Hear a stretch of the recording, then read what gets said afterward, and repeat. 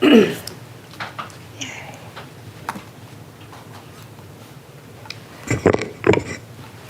morning.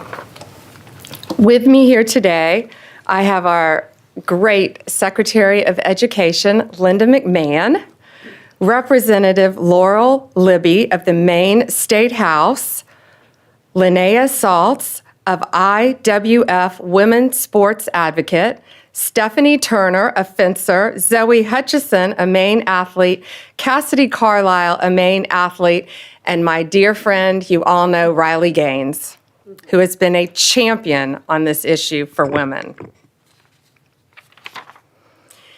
Today, the Department of Justice is announcing a civil lawsuit against the Maine Department of Education.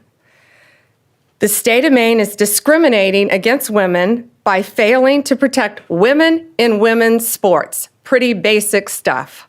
This is a violation of Title IX.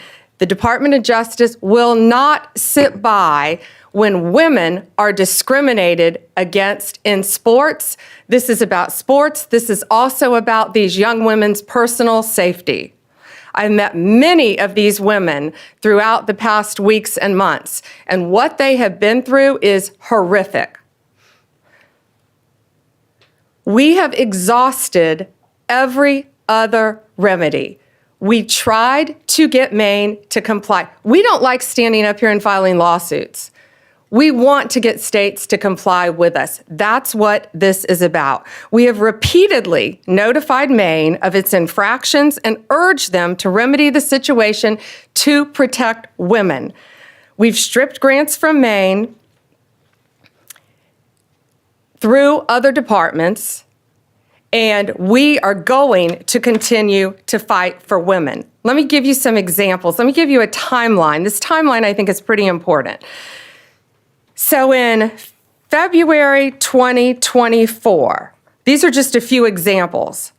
A biological boy started competing in women's ski races and cross-country races in Maine. He came in first in the 5K with a time that would have been 43rd among men. In February 2025, a biological boy won first place in the pole vaulting competition in Maine's indoor track and field meet. He beat every other girl by a significant margin. That qualified him for regional championships. That took a spot away from a young woman in women's sports. Shame on him. February 21st, 2025. President Trump has the governors at the White House. President Trump has the exchange with Janet Mills. He asked her about the issue. Her response, "We'll see you in court." Well, we still didn't sue. HHS and the Department of Ed opened investigations in an attempt to get them to comply. They both found violations. And in March, Maine refused to comply. I want to read you this letter.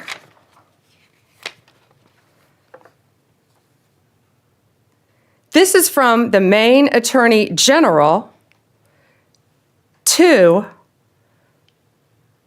the Department of Education. We will not sign the resolution agreement. We do not have revisions or a counterproposal.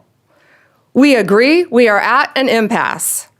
Nothing in Title IX or its implementing regulations prohibits schools from allowing transgender girls and women to participate on girls' and women's sports teams. Well, they must not be reading the same Title IX that we're reading. We believe they are failing to protect women. And it's not only an issue in sports, it is a public safety issue. These boys are allowed to go in women's restrooms. They are allowed to go in the women's dressing rooms and get fully naked and change in biological boys and change clothes in front of these young women.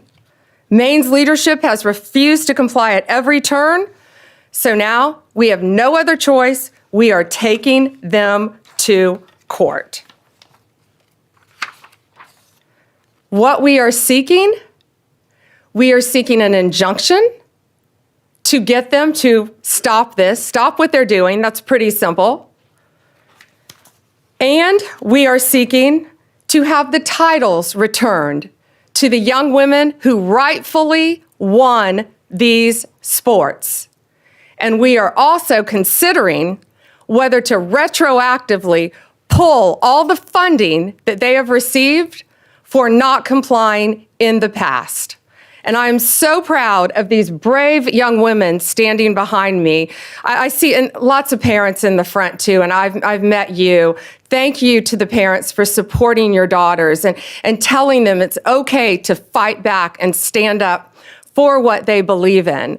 Some of these young women have endured vicious injuries too as a result of boys playing in their sports. It's my honor now to introduce to you our Secretary of Education, Linda McMahon. Good morning, everyone. I don't think our case could have been stated any better than it was just presented by our Attorney General, Pam Bondi. And I thank you very much for your participation this morning, and I will echo Attorney General's comments about how brave these women are, these young women. And of course, Riley Gaines has been a staunch advocate for the Title IX infractions, since she came on board. And we're so proud to have Riley out there as such a prominent spokesperson. So today we're announcing a weighty development in the Title IX investigation into the Maine Department of Education. The Department of Education, analyzed Maine's Education Department for compliance with Title IX of the Education Amendments of 1972, which prohibits sex-based discrimination in any school or education program that receives federal funding. Unfortunately, our investigation has found that Maine continues to willfully violate Title IX and to strip the civil rights of female athletes in the state. And as Pam alluded as well, it's not just about their civil rights, it's about their safety. And we, after our investigation, we found we really had no other choice. We thought the infractions warranted turning them over to the Justice Department for their further investigation. So how do we get here? On February 5th, President Trump signed the executive order keeping men out of women's sports, which directed all states and educational programs receiving federal funds to cease the practice of allowing males to compete in sports programs for women. They didn't make this up. This is the law. This is Title IX. This executive order was aimed at protecting women like fencer Stephanie Turner or volleyball player Peyton McNabb from being injured and unfairly outmatched by male athletes. President Trump didn't pull any punches. He explicitly warned Maine and Governor Janet Mills that Maine would risk losing federal funding if it continued to allow males to participate in women's sports. Governor Mills chose to openly flout Title IX compliance, telling President Trump, and I'll repeat what the general said, "We'll see you in court," and obviously we are going to. That same day, our Office for Civil Rights opened an investigation into the Maine Department of Education and Maine School Administrative District Number 51 for permitting males and girls sports and denying female-only intimate facilities. The department's investigation confirmed Maine's Title IX violations, and we offered Maine leaders multiple opportunities to change their policy and to protect women in sports, and they have refused. So now as DOJ begins their enforcement actions, I hope Governor Mills will recognize that her political feud with the president will deprive the students in her state of much more than the right to fair sporting events. After all, compliance with federal civil rights law is a universal prerequisite for receiving federal funding. The Trump administration could not be any clearer to all states, sports leagues, and educational institutions. We take the violations of women's civil rights very seriously. I have 3 granddaughters, and I want to make sure that they are treated fairly and that they aren't exposed, in dressing rooms. We want to make sure that if you open women's sports or intimate facilities to males, you expose yourself to federal civil rights investigations. Governor Mills will definitely get her wish. We thank you all for being here this morning. Look forward to seeing you later. Thank you, Secretary.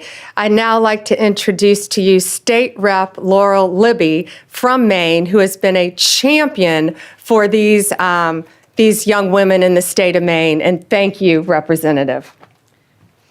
Thank you, Attorney General Bondi. It's unfortunate that we have to be here today because Governor Mills and legislative Democrats, along with the Maine Principals Association, continue to persist in discriminating against Maine women and girls. They are out of alignment with 2/3 of Mainers who believe that biological males have no place in girls' sports. Earlier this week, MSAD 70 School Board voted unanimously to align with Title IX. They're in alignment with 2/3 of my fellow Mainers. And I would encourage other school boards throughout Maine, I would exhort you to speak up for Maine girls similarly and vote to align with Title IX. I thank you to the Trump administration and AG Bondi for taking action on behalf of our girls and helping to ensure a safe, fair, and level playing field in Maine. Thank you. President Trump, before he was elected, this has been a huge issue for him. Pretty simple. Girls play in girls' sports, boys play in boys' sports. Men play in men's sports, women play in women's sports. And he got to know a great young woman during that time named Riley Gaines, and we are all so proud and honored to have her here with us. Riley has been a champion nationally for this issue. Riley, please join us. Thank you. Thank you. Well, goodness gracious, it's an honor to be here, to stand beside, of course, Secretary McMahon, Attorney General Bondi, these amazingly brave athletes, Representative Libby. But truthfully, I'm frustrated. I'm frustrated that we have to be here, that we as women have to stand before you all on national television demanding equal opportunities, demanding privacy in areas of undressing, demanding safety in our sports. Amazing to me that we are still here fighting this fight, that the Democratic Party has really doubled down, tripled down, quadrupled down on their ridiculous stance, but that's exactly what they've done. Let me tell you what sports has done in my life. Of course, in terms of athletic achievement, I very proudly finished my career as a 12-time NCAA All-American, a 5-time SEC champion, actually the SEC record holder in the 200 butterfly, making me one of the fastest Americans of all time, a 2-time Olympic trial qualifier, SEC Scholar Athlete of the Year, SEC Community Service Leader of the Year. The list goes on, but again, just to really reiterate, it's a lifelong journey. It's how I met my husband. It's what gave me my lifelong friends. It taught me how to be a leader. It taught me how to set goals and work to achieve those goals. All things that, of course, I'm utilizing in my life now beyond sports, that leadership in Maine, Governor Mills, Democratic leadership really across the nation, that's what they're denying girls and women of. I'm sure you guys saw the clips and the visuals that surfaced following President Trump's executive order signing of this EO, barring men from participating in women's sports within any educational program that receives federal funding. And it was the most amazing thing to be there. And you have all of these young girls. I'm talking 5, 6, 7, 8 years old. They've got their jerseys on, their sports uniforms, their big bows in their hair that they wear on the soccer field. That visual means more to me than I could possibly put into words, and that is what is at stake here. That is who Governor Mills is fighting, not Donald Trump. It's those little girls, and I believe that's sick. It's regressive is what it is. They do this under the guise of progress, indicating we are moving in the positive forward direction.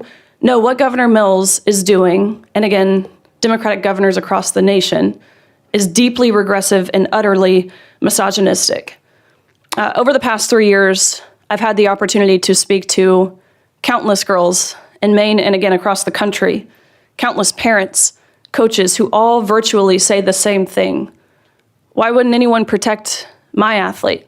Why wouldn't anyone protect my daughter? Why wouldn't anyone protect me?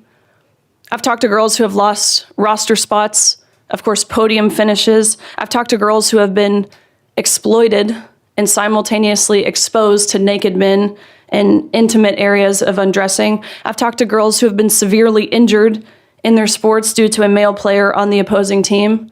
For crying out loud, we have a female representative from Maine, Laurel Libby, you just heard from her. She didn't tell you what happened to her. She lost her ability to vote and to speak on the House floor for defending girls and women, for posting about what was happening in Maine. No, this type of oppression didn't happen in Afghanistan. No, this type of censorship didn't happen in England. It happened right here in America under Democratic leadership. Again, this isn't progress. I would describe this as betrayal. Let this be a notice, these actions that we have seen put forward today by the Department of Justice, by the Department of Education, to all other states who are not willing to comply with federal law, that federal law being Title IX, which is very clear in how it was originally implemented, or at least it should be. We never knew we had to define this word sex until these both elected and unelected bureaucrats started to go through the back door and reinterpret this word to mean what they want it to mean. Originally implemented in 1972, it was only 37 words, very brief. Ultimately, of course, preventing sex-based discrimination. Let this be a notice. California, Minnesota, the likes thereof. If you do not comply with federal law, you do not get to reap the benefits of complying with federal law. Of course, one of those benefits being receiving federal funds. Women are protected and recognized under federal law, again, that law being Title IX. The U.S. government under President Trump, including the Department of Justice, including the Department of Education, will not stand by and ignore when the federally protected rights of women and girls are being violated. Again, that encounter between Governor Mills and President Trump went viral for really all of the right reasons. I think she thought she had this mic drop moment when she said, "I'll see you in court." Guess what? You will, because President Trump is a man of his promises.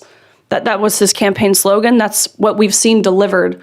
Promises made, promises kept. This is another one. People, the American people, girls, women, boys, men, old, young, white, black, gay, straight, none of those identity factors matter. We want transparency and we want accountability. Again, we voted overwhelmingly in favor of that on November 5th. And accountability is back in the White House. So I stand before you all today, and I thank you, again, Secretary McMahon, Attorney General Bondi. I thank you on behalf of course, myself, but I think more importantly, my younger sister, of all the women and girls who have dreams, like I did when I was young, to achieve, to succeed in my sport and beyond. So thank you. Riley, thank you. And Zoe would now like to say something. Tell us about your sport too, Zoe. So I compete in soccer and indoor track and outdoor track. And like was mentioned previously today, I had to watch at the Maine Class B State Indoor Track Championship as my close friend and my teammate and other female competitors lost the state championship to a biological male. And this was heartbreaking for me to have to watch. And Riley said that it's betrayal, and that's what it is. It is the job of our elected officials to protect our young female athletes, and they have failed to do that.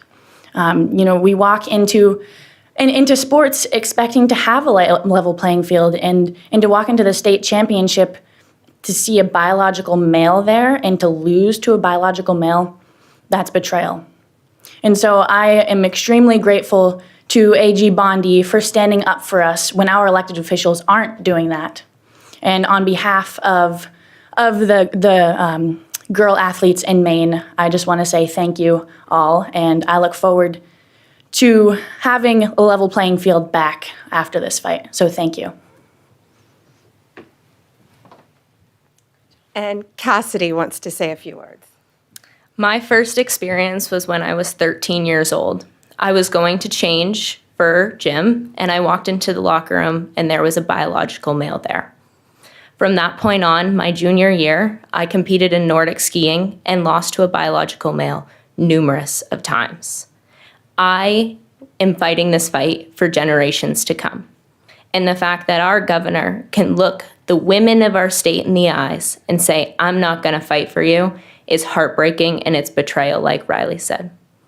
I just want to thank all these women standing behind me and President Trump for fighting for us, because even though my own governor isn't fighting for me, I know there are people out there fighting for me. Thank you, Cassidy. It takes a lot for these young women to be standing up here saying this too. And again, I'm looking at their amazing parents in the front row who have supported them, who I've gotten to know, who are protecting them every step of the way and telling them that they have a voice to stand up for themselves and future generations of young women to come and many athletes. Gates, should we take some questions? Yeah, absolutely. Questions? Mary Margaret, Daily Wire. Thank you, Attorney General Bondi. I wanted to ask if there's other states that you're focused on. Which ones are next for these types of abuses, including men and women's prisons? Well, first we're looking at, for this, we're looking at Minnesota, we're looking at California, we're looking at many, many states, but they are the top two that should be on notice because we've been communicating with them. And just like Maine, we're not going out there, we don't want to be suing people, we want them to comply with the law. And that's what we're doing. We have given them opportunity, Maine, an opportunity over and over again. The Department of Education, HHS, they went and sat down with them in person, multiple meetings, and got nowhere. So now this is where we are because they refuse to protect young women in their state. So yes, Minnesota, California, multiple states. As far as prisons, had nothing to do with Title IX. We took away funding from Maine as well. We decided to go a different direction in our grants because we saw one reason they allowed a 6'1", 245 giant man who had violently, no murders, nice, but he had violently murdered his parents with a knife and the family dog, serving life in prison, and he chose to identify as a woman. So guess where he's being housed? In a female prison in Maine. So therefore, my office, we don't want to give any more money to the Department of Corrections in Maine if that's how they're going to act. We're going a different direction in our funding. Sadie with the Journal. Hi there. So Maine's governor yesterday said there were maybe at most 2 trans athletes in Maine schools right now. I just was hoping you could talk a little bit about the sort of amount of federal resources that you're putting into this and why that's worth it given the small impact in Maine. And I have a second off-topic question too. Given that it has some of the same elements as the fire bombings of Tesla dealerships that you've charged federally and called domestic terrorism, I'm wondering if you would say the arson at Pennsylvania Governor Josh Shapiro's house would also be domestic terrorism and something you would investigate federally, and if not, what constitutes domestic terrorism? Okay, so first the on-topic question about the, I haven't heard Janet Mills' comment.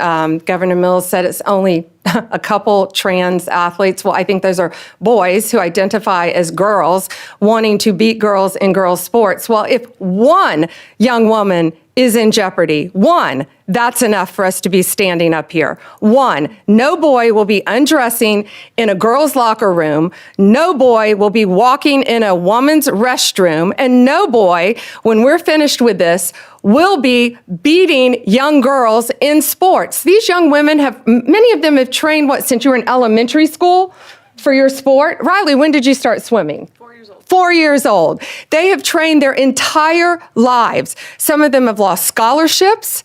They have lost regionals. They have lost state because of boys. I don't care if it's 1. I don't care if it's 2. I don't care if it's 100. It's going to stop, and it's going to stop in every single state. Tesla. You ask about, yes, Tesla. You ask about, so I spoke to Governor Shapiro. I think you're referring to his governor's mansion. I spoke to him. It is absolutely horrific what happened to him. Kash Patel also spoke to him. We have been praying for Josh, for his family. Those photos, it was horrible. I firmly believe they wanted to kill him. The defendant allegedly said he was going to use a hammer if he could have gotten to the governor. I've known the governor many, many years.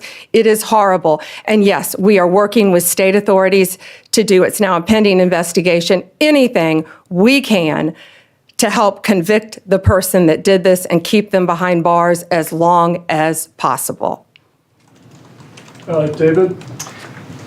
Two questions, one on topic and one off topic. Sure. I'll start with the on topic. Minnesota and California, you mentioned you're looking at them. Are there active investigations into those states? Are there conversations? In which state do you expect to be next based on those conversations? Both. We have reached out to them. We have sent them letters. We're in the same posture we were in the beginning here with Maine. So let's see what they do. Let's hope they comply. Again, we don't want to sue anyone. We just want you to comply with federal law and protect girls, period. But yes, we are fully prepared to sue them and others that we will be looking at as well. And then my off topic, big topic over the past few weeks, Kilmar Abrego Garcia in Maryland. He's in a prison now in El Salvador. He was sent there. You insist, the president, everybody in the administration insists that he is MS-13. It appears that there's not going to be any sort of trial. He's not going to come back. DHS said he would be arrested and redeported if he comes back. Why not show the American people the evidence that he's MS-13 so they can make an informed decision? And that goes the same with this Henry Josue Santos, who was picked up in Virginia, who is now presumably going to be deported as well. Why not show the public the evidence? Well, he is an illegal alien who has been living illegally in our country from El Salvador. ICE testified, an immigration judge ruled he was a member of MS-13. An appellate judge ruled he was a member of MS-13. Hard stop. He should not be in our country. He was deported. They needed one additional step in paperwork, but now MS-13 is characterized as they should be, as an FTO, as a foreign terrorist organization. So he is not coming back to our country. President Bukele said he was not sending him back. That's the end of the story. If he wanted to send him back, we would give him a plane ride back. There was no situation ever where he was going to stay in this country. None. He would have come back, had one extra step of paperwork, and gone back again. But he's from El Salvador, he's in El Salvador, and that's where the president plans on keeping him. But the evidence, we're not going to see the evidence? We have the transcripts from the court hearings. I'll be glad to give you the court hearings from 2019, what we have, sure, with the rulings from the judges, gladly. All right, last one, Reagan. Reagan Reese, Daily Caller. Madam Attorney General, there's a Maine school board, MSA D number 70, which voted unanimously on Monday to defy the governor and to comply with Title IX. With the action you're taking today, will it be possible to exempt schools that comply from any future punishment? Yes. And I think that was very brave and bold of that school board. We just saw that as well. The question was one school board in Maine voted to comply. And again, that's all we wanted was compliance. So yes, we will not be going after them, looking at them in this lawsuit because they are complying and they're protecting women in women's sports. All right, thank you guys. That it? Thank you.